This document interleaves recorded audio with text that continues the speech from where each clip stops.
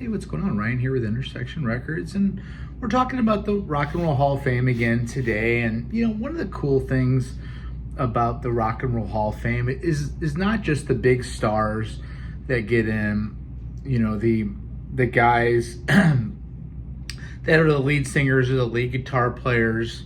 It's great when they get in, get honored. But some of the guys that are smaller role members of bands that get in, and their whole careers get solidified in history.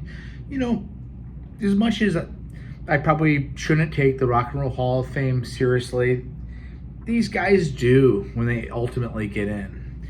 It's a museum where they reside for the rest of eternity. And I was reading a story on ultimateclassicrock.com about Rick Willis, a long-term bass player from Foreigner.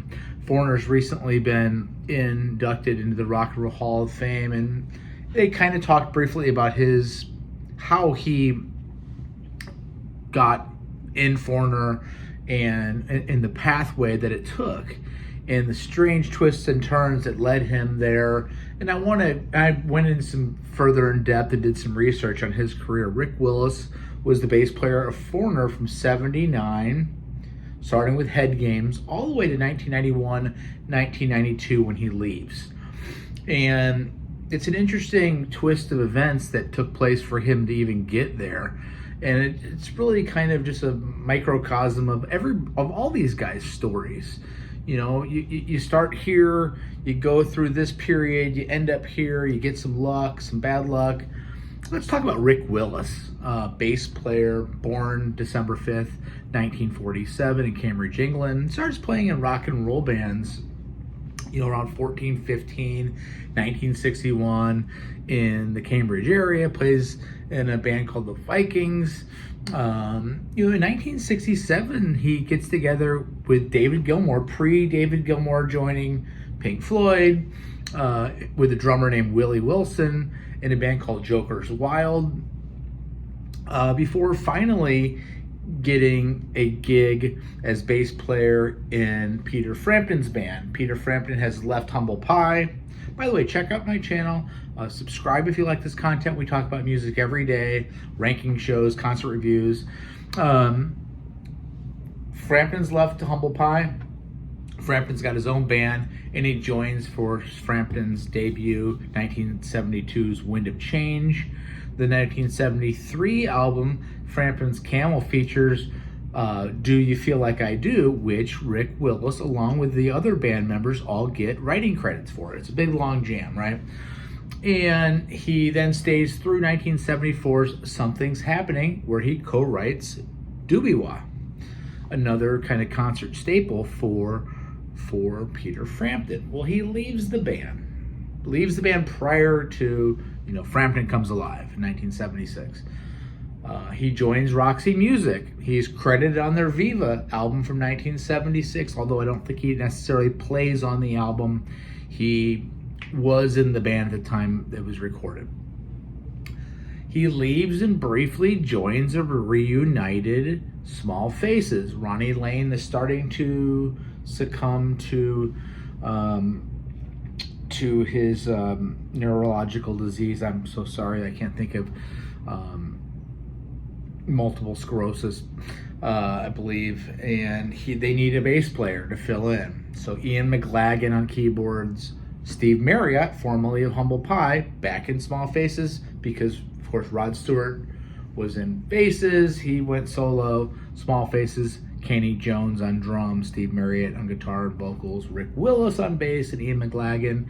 And they do a couple of albums, 1977's Playmates and 1978's 78 in the Shade, before he then goes and plays on 1978 David Gilmour's debut studio album, also featuring Willie Wilson from before mentioned Jokers Wild on drums.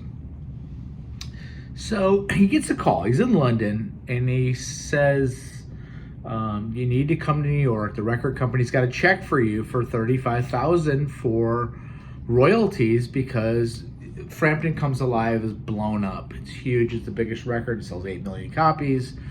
And we got a $35,000 check for you for your royalties for Do You Feel Like I Do. He goes there, and upon getting there realizes that Foreigner needs a bass player because their original bass player has left. They're getting ready to start working on Head Games, and he joins the band. Dirty White Boy, those songs, it sells 5 million copies. He stays on for the 1981 album 4, which sells 4 million copies, and he remains in the band through Agent Provocateur, which sold tons of records. Do you want to know what love is? He becomes the longest serving bass player in the classic era lineup. Jeff Pilson, who's now in the band, has subsequently been in there longer, but that's more of a tribute band than a real Foreigner, right? Anyway, he leaves the band, ends up playing in the Robert Hart era Bad Company from 94 to 98. They do a couple studio albums that I don't know that anybody's ever heard. I don't know. But, I think he plays a little bit with Ringo Starr. It's just interesting to me. The guy gets the call, this week that he's being inducted into the Rock and Roll Hall of Fame. And again, it's cool of a guy that's spent 60 plus years in music, finally gets to be honored, finally gets to show up, and whether you think it's ridiculous or not, and it is ridiculous, and I sometimes feel petty talking about this place, but I'm a huge music fan, and if they're going to have a Rock and Roll Hall of Fame, it'd be pretty cool to be in it, right? Anyway, that's my show. Rick Willis, congratulations. All the guys, Foreigner, Lou Gramm, and Mick Jones, of course. Congratulations. Peter Frampton also getting in on the same ceremony, which is serendipitous, and it's pretty cool too. So they can all jam. Maybe Rick Willis can jam with Peter Frampton too. Why not? Maybe David Gilmour will show up. And anyway, peace out. Catch you later. See you.